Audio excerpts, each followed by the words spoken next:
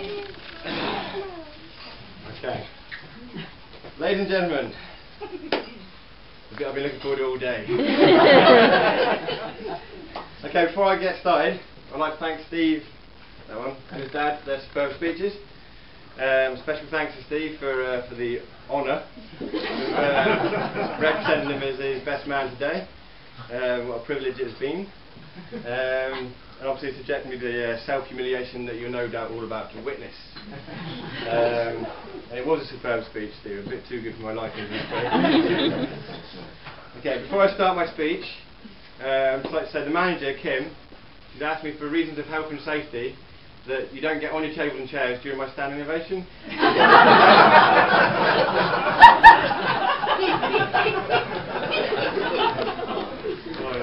No, seriously. Okay, a wise man once told me the best man's speech should last for as long as they oh, it's going great, isn't it? Right. But the wise man once told me the best man's speech should last for as long as the groom makes love. So with that, ladies and gentlemen, thank you very much.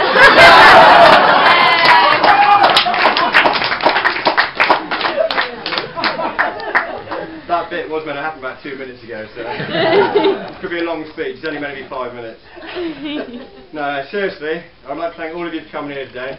It's great to see everybody. Some of you I don't know, some of you I do know. Well, so welcome here, come in. It's going to be on YouTube, this, isn't it? Worst best man speech ever. Yeah, so thanks for coming here to see Steve and Jackie get married today, or as they are to be known from this day forward, Mr. and Mrs. Smith. I'm sure you'll all agree that Jackie looks absolutely beautiful today, and Angelina Jolie has not a patch on her. And I was going to make a comment about Brad Pitt looking better in Steve's suit than he does, but Steve's not wearing a suit, so I'll leave that one out. Okay. Steve and I met about 13 years ago, St Austell College. We've been great friends ever since. In between our rather frequent visits to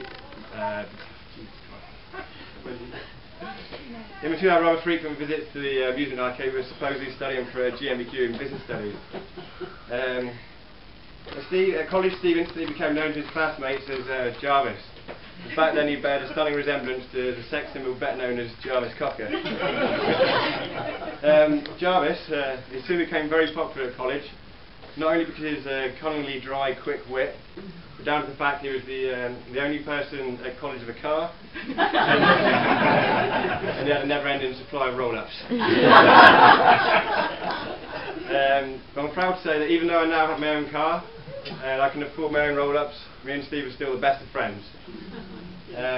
Although, at times Steve can be a tad selfish, as good a friend as he is. I recall one occasion when we went on holiday to Lloret de Mar in Spain. We're out in the town and I was lucky enough to pull a young lady. As a red-blooded male, I was quite keen to get her back to the hotel for a bit of no strings attached coffee. However, inebriated as I was, I couldn't remember where we were staying that night. So I asked Steve, Steve, can you tell us where we're staying? I want to go back, try my luck. And as Steve didn't have a young lady himself, he refused point blank to tell me.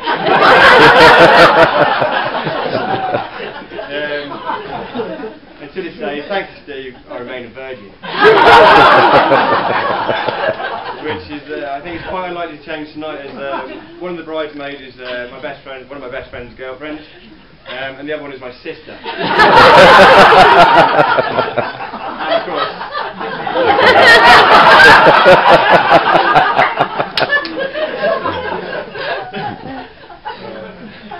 Okay, since then, though, Steve has matured.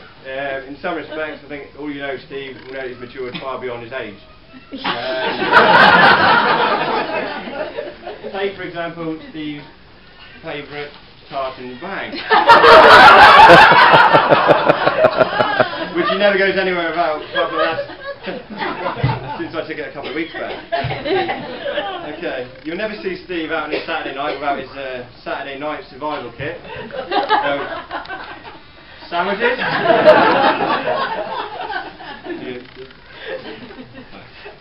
Twiglets, available in Poundland.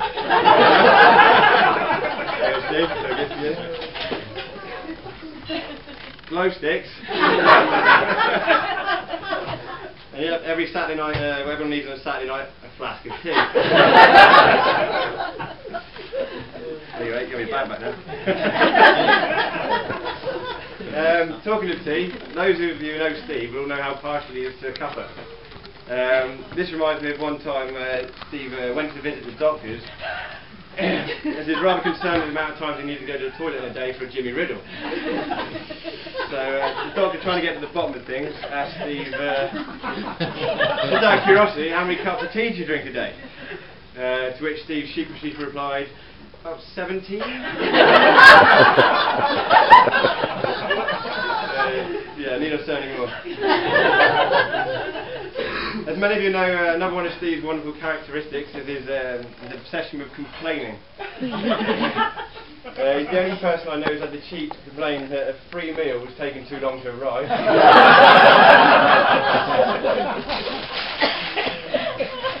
He's also, once he went as far to write letters to Wetherspoons, complaining that a £2 jacket potato wasn't up to scratch. In turn, explaining to them that their chef would be better suited working in a salad bar, as he was excellent at serving up cold food. Anyway, I feel it'd be rather rude not to give Jackie a little mention in my speech.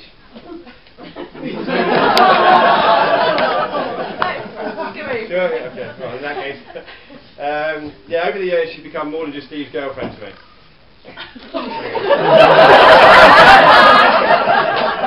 Maybe it's what I should have bought at the church before when he asked that question. Yeah, I can honestly say that Jackie is also a great friend of mine. And in recent years has become like my own personal agony aunt, so thank you very much for that, Jackie. So naturally I explained to Jackie that we'd do my best to embarrass her during my speech, to which Jackie replied, "You'll get nothing on me, I'm an angel." So Jackie, you will in fact be glad to know that today I have nothing on you. You were half right, and it's not because of your self-proclaimed angel status. But I did once make the mistake of leaving the toilet seat up at Jackie's house. And I will sure never to upset her again.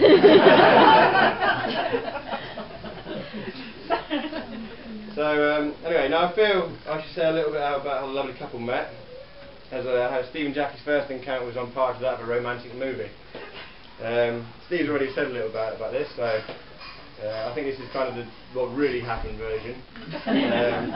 And quite feasible, you know, if you all know Steve, that it's more like the true events.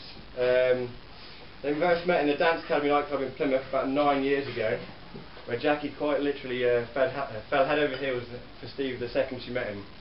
No, it wasn't because of Steve's unmistakable charisma or his handsome good looks.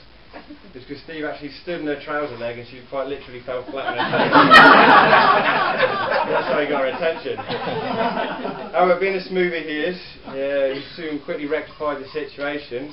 But as he had no money to buy her a drink, he offered her a rolled-up cigarette, which he even went as far as to roll for her. So it's official, ladies and gents, romance isn't dead. Yeah, so... like I say, Jackie, if only you had a skirt on that night, eh?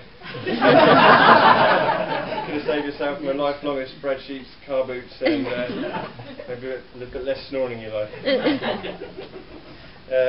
Yeah, so anyway, all joking aside, Jackie really has made a good man of the Steve over the years, and I think it's safe to say that she now has him right where he belongs, which is well and truly under the thumb. Over the years I've observed that they've merged into one, and quite frankly they have become and grown to become quite as eagerly, I knew this was going to be a difficult one, entertainingly eccentric as one another. I really do admire them as a couple, and as a single man I can quite genuinely say that I am rather envious of what they have together and what they've built up over the years. From the bottom of my heart you have my sincerest blessings, and I really, really do wish you all the best in your married life. So, ladies and gentlemen, without further ado, can I ask you all to raise your glasses in a toast for a lovely couple, for a long, laughter-filled life together, To Steve and Jackie. Steve and Jackie.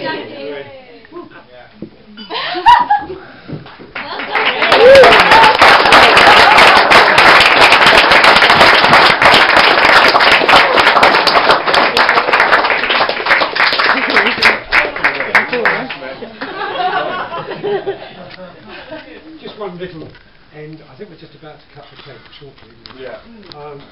Thank you, Rich. That's super. I suppose, Very happy Jackie, it only remains to confirm now any suspicion you might have that you're entering into a family that's completely barking mad. Shows that you must love Stephen still. Congratulations, Stephen, for your very, very good taste. I think the cake cut. I think you've got to cut the first slice. Give me the knife. Well done.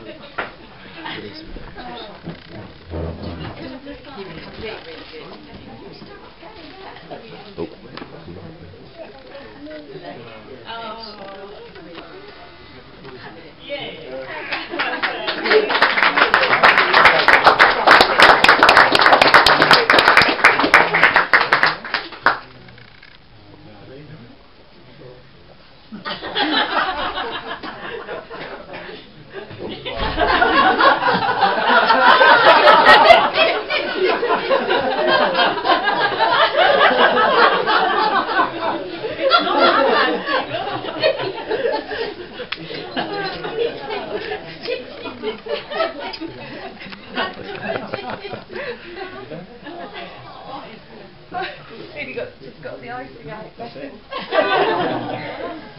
Oh, and then it's cut off. I think you'd be alright. Don't worry, you'll forget it, guys, that's not going to be it. So. Sorry, here's one last thing I promise you. If you wouldn't mind, sometime during the course of today, just to sign the guest register for Jackie. In black pen only, please. Leave it on the side. Just to be a good memory for them when they reach their dotage.